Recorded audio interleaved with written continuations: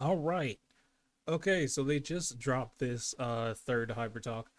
I just now saw this. It was 30 minutes ago that it released. So I kind of just wanted to see what they're talking about. Obviously, there's been a lot of things that they've made changes to, some things that they've nerfed, some things that they've done that I'm actually kind of a fan of, but I haven't actually talked about the game in a while, and I really want to get a another video out about Ethereum restart. So let's just look at this real quick. See what they're saying. Hey there, I'm Marcus, joining you once again to explore the latest news from Ethereum Restart with Chris. Hey guys, it's me, Chris, again, here for the third episode of Hypertalk. Can you believe it's already been a month since Ethereum launched? Marcus, want to share some of the incredible milestones we've hit? Absolutely. We've officially crossed 1.5 million downloads worldwide. Our Discord community has grown over 100,000 members who share strategies and stories daily. And the YouTube content from both players and creators has been amazing. We want to thank you for the incredible support.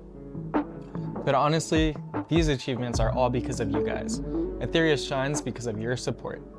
Speaking of appreciation, we've got some in-game goodies for you guys. Use the code Ethereum30D for some in-game rewards. Okay, clock that. All right, let's jump into today's questions. First up, how often will Blessings Galore events last? Will there be daily attempt limits? So we launched one of these events about 2 weeks ago, and we loved seeing everyone's enthusiasm. Your feedback has been invaluable to us. Going forward, we'll announce these events 5 days in advance on our official platforms and in-game notifications. Okay, 5 days? That's not that bad. I would rather they, I mean, specifically for the Blessings Galore, I'd rather they give like a month's notice, because honestly, saving up your stabilizers for that is definitely a task. Like, thankfully, I haven't been using my stabilizers since the event ended. I didn't know that we're gonna run it again, but yeah, they definitely should give like further notice. I'm gonna say like maybe 2 weeks. 2 weeks would be decent notice. That way you can stock up on stabilizers. But yeah, this definitely means I'm not gonna use my stabilizers anymore if they're gonna run it again. And the good news is that there's no attempt limit. So make sure to look out for these notifications and manage your stability wisely until then. I'm kind of wondering why they were talking about entry amounts, like the amount that you can do actually benefit from it. I don't know if that was something that was talked about in the Discord or anything like that, but I hope it wouldn't be, because that definitely doesn't make sense. But thankfully it's not. So I don't know why that came up. That was a bit weird. Next question, are there description errors with the Revelation Halloween shells? And is it normal that they let Freya deal explosive damage? We did have some incorrect buff descriptions that have been fixed in recent updates, but as for Freya's design, this is in line with the game. You need to max her attack and crit, and then pair her with Revelation to pull it off. Sure, it looks pretty powerful, but there are matrices in the game that can work with counter strategy. This is some unemployed behavior. I can't lie. Freya DPS, bro. Why? What are we doing? I mean, yeah, you do have to invest in it, but like literally any character can do this. Believe it or not, most of the debuffers and like the support characters, they can do this just by having like an attack set on them. Like, it's really not that insane. Like, even my Lily, who I have built, she does insane damage on her skill 3, and she, first off, her skill 3 isn't even leveled, but her skill 3 on average does around like 2 to 3,000 damage. It's actually kind of insane.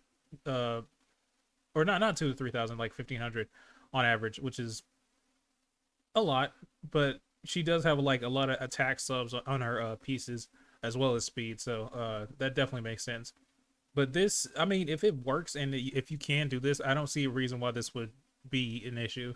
If people want to build Freya DPS, let them build Freya DPS. It's not an insane thing. We'd love to see players work together to come up with these strategies. Everyone's also curious about balance updates. Will you establish regular schedule updates for these? And since D-Ting is incredibly strong right now, is he going to get nerfed? I mean, they already said before that they weren't going to nerf units until the end of the RTA season, so I'm not concerned about that at all. I don't. They said they weren't going to do it. I hope and pray they stick to that, but I don't think they're going to do that. Balance is crucial for our game, so we don't make these changes lightly. Previously, we've only fixed bugs so far that impacted the game progression. Our plan is to handle balance in between RTA seasons, so as for D-Ting, I can guarantee he'll stay powerful the entire season. He's not getting nerfed. He's never been nerfed since launch and won't be touched throughout this whole season. Okay, that's not that bad. I definitely thought it was gonna be worse. Because dieting is definitely powerful. He's been one-shotting a lot of my units so far, which has been an issue. But we'll ride it through. I don't like how powerful dieting is, but his whole purpose is to like say, you right there, fuck you in particular. That's what he's supposed to do. So I don't mind that too much. Another question. We're constantly swapping equipment during character development. In ETH Arena and United Front, does the game save whatever equipment you have on for these formations or not? That's a great question. For ETH Arena, equipment updates in real time based on what you have on the characters currently. You'll need to manage these resources carefully to make sure that your defensive teams are running defensive gear, and etc. Early on, you might find yourself constantly borrowing modules between characters and shifting around, but as you progress, this will get a little bit easier and you'll have a greater equipment collection. United Front works a little bit differently though. I'll be honest with you, I don't like that. I definitely think they should make separate PvP sets. Having a like option to have PvP sets equipped versus having just like your whatever's equipped on them at the time would still be better, because then you could still put those sets on those characters and then just if forget about them until you have until you get another set or whatever you're trying to farm for that character. I definitely think they still need to implement like another set for PvP, because I don't like that. I don't like having to switch repeatedly, because it fucks up my farming too, which is not great. It only saves the equipment from your last deployed formation. Any changes made afterward won't affect this formation. If you need to update your equipment during the layout period, make sure to re-enter your formation and confirm the layout before the phase ends. Okay, that one's not that bad, but that's still not great. We still need like separate sets for each character, because I feel like it's unfair if you have these union members who are actually putting in work and trying to upgrade their characters. Obviously, people are joining at level 40, 50 in a lot of these unions that are higher level, and they don't have the option to swap sets around like as much, and they don't have the option to have like a separate set for the United Front, which I think is personally not that great. I really hope that they like push, or at least the community pushes for them to add in PvP sets and union sets, so people have more options and people won't have to swap as often, which means that it'll make farming easier. It'll just make the whole game flow better, which would be the best outcome. A question about unions. What happens when a union president goes inactive, but all the other members are still active? Let me explain how union leadership works. After creating a union, the president can't be changed for the first week. After that, they can voluntarily transfer leadership to other members. If a president stays offline for more than 30 days and there's a vice president that has been active within the last 24 hours, they can start an impeachment against the president. Damn, if only in real life. But that makes sense. I'm still managing my union, so that's not an issue for me. If you're having issues with union, you know, I guess this is a fix for you if your leader's been inactive. I find that personally annoying as fuck if I join a union and the president is inactive, because in a lot of games you have to pay premium currency to start a guild or start a clan or whatever. And I'm specifically thinking of like Silver and Blood right now, because that's what I've been playing recently. But yeah, that at least in this guild that's not a thing. But at the same time, it does mean that a lot more presidents will just straight up leave, because you get a lot of benefit from being the president and you don't have to actually do anything, which is kind of obnoxious. So leadership will then go to the most active VP with the highest contribution score. About banner schedules. Holden and Hoyan's banner has been updated pretty quickly, but Yelly took 2 weeks. What's the plan going forward? So in Etherea's early days, we didn't have as much Animus for diverse strategies. So in this phase, we kept banners coming a little bit more frequently. Now that we've built up the roster, we're stabilizing at 1 new banner every 3 weeks. Oh, thank God. This is huge for free-to-play players, bro. Huge. Even if they do like another double banner, if it happens every 3 weeks, that'll be fire. Plus, each update brings more than just new banners, so expect new events and gameplay as well. Since we're on the topic of banners, can you tease any upcoming Animus? I was hoping you'd ask. Please I came do. prepared today. But before we dive into the details, let's take a quick look at this beautiful animated showcase. Let's watch it together. Do it now, please.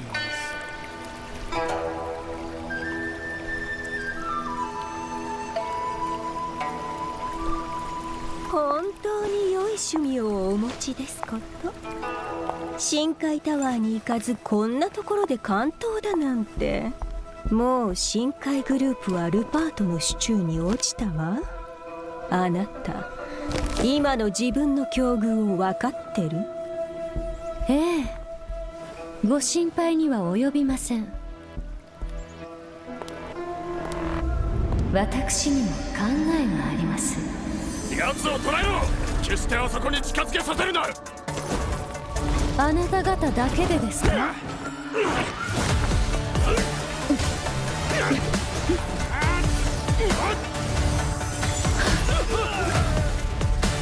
？Okay, this looks like a カ support マキリ character. セミを伺い傍若後にあり、存分に策を練りなさいルパート。私の運命は私が決める。あなたにはその貪欲と傲慢の代償を払ってもらいます。 Okay, another hollow character. I definitely wish they added another blue character. I don't actually remember the names of the elements. Let's be honest. I just say red, green, or blue, or the LD units. But I didn't get much from that. That didn't show me much of what she could do. And I'm not about to read the description on the bottom because I'm too tired right now. But okay. Her design is okay. It's not great. I'm not gonna lie. There's something about her design just seems like kind of boring. She seems very boring. I don't know if that's just me. I don't mean to hate. It's just I don't like characters with boring designs, and she feels boring even though she doesn't like. It looks like there's a lot going on. A lot of it is background stuff. It's not her actual character.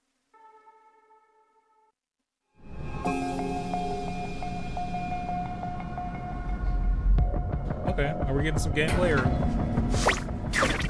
another teaser for an LD unit? Is that a new やっ module とおい piece? で What に is なら that? れたのですね、裁判官先生。 Okay, looks like another teaser for an LD unit. He looks like he's about to be a new light unit. Wow, who's this elegant fighter? Even her combat style is so graceful and composed. Meet Fucho, one of Doki Entertainment's executive vice presidents. She's a tactical hub focused on turn meter manipulation. Let's check out her skill showcase together. 万物には価値があります。 Please, bro. We need something そ new. の価値こそがそれぞれの立ち位置 I を saw 決 she める had の like です。 single target and stuff on her ability, so I don't know if she was DPS or support. She had a shield on her skill 3. 探 So. り合いはよしましょう。あなたが出す手札次第で Okay, she's a healer, apparently. They're running a wellspring and cure set on her with the evil guard. Okay. 契約の内容は決めさせていただきます。 Skill 1. Fuchu deals damage to a single enemy and advances the action progress of 2 random allies. At the end of an enemy's turn, if Fuchu does not have Serenity, advances her own turn meter. If Fuchu Okay, just from what I heard from that first description, it sounds like this is gonna be another Doki plant, and you can see on the team that there's a Doki there too. So I don't know. I don't know if she's a healer. If she's a healer that can turn meter manipulation, I'm fully here for this. This is actually fire as fuck. Because I've been needing a healer that can turn meter advance because I don't have a lot of characters that can do that. So. Fuchu has Serenity, delays her own turn meter. All allies trigger Serenity at the end of their turn or when attacked, gaining turn meter increase and healing a portion of their max HP. If Fuchu Okay, so this definitely sounds like another option for Linglo, which is great because honestly I don't like using Linglo a ton. I use Chiaki more than anything, like the red Chiaki, but yeah. triggers Moonlit Veil, she will not gain action progress. Skill 2. Fuchu deals damage to a single enemy 3 times based on Fuchu's max HP. Each hit has a chance to trigger Moonlit Veil for one other allied unit, always prioritizing the ally with the lowest current HP percentage. Ooh. Ultimate. Fuchu grants all allies a shield for 2 turns based on Fuchu's max HP, then applies Serenity to herself for 2 turns and Oh no. Oh no. Okay. This is terrible for me because I've been investing in Hellkid. She sounds like a better Hellkid. She's not red, obviously, so she can't take Hellkid's place, but she sounds like a better Hellkid, and that's upsetting. and increase speed to other allies for 2 turns. Fucho's skills and fighting styles are so refined. Okay, so yeah, she's a support character. She's got turn meter advance like Doki and shields like Hell Kid. That's okay. I don't know how I feel about that. Don't know how I feel about that. I'm not gonna lie. I don't dislike her kid. Her kid is very good. It's just that I've been investing a lot into Hellkid, and the fact that now there's a character that's just straight up better than Hellkid. It's kind of egregious a little bit because Hellkid scales with attack, so his defensive capabilities are kind of lacking. But if he scaled with health or something like that, he would definitely be better, which was definitely what she is. So I'm I think that's fine. I'm just a little bit. I'm a little bit salty. I can't lie, because I really like Hellkid and I've been investing in him. But yeah, if there's a character that's just better, I will pull for him. In that animation we just watched, there was another new Animus at the very end. Can you tell us a little bit about him? Absolutely. So the other new Animus you saw is Nahor, one of the 3 executive justices at EOS. He treats everyone with fairness, no favoritism, no prejudice, and ready to work together with everyone to fight. Freeze. Let's check out his intro PV. 公正と無視 I saw that freeze. 高尚な言葉ですねそう評価されるとは光栄です Okay. Okay. 固定観念にとらわれずに私を見てくれて感謝します私たちは良い関係を築けそうですね Skill 1. Nahor inflicts Okay. So he has a defense down on his skill 1. Okay. Just from looking at his skills and seeing that he's an odd unit, he this looks like it's about to be a replacement for Kraken.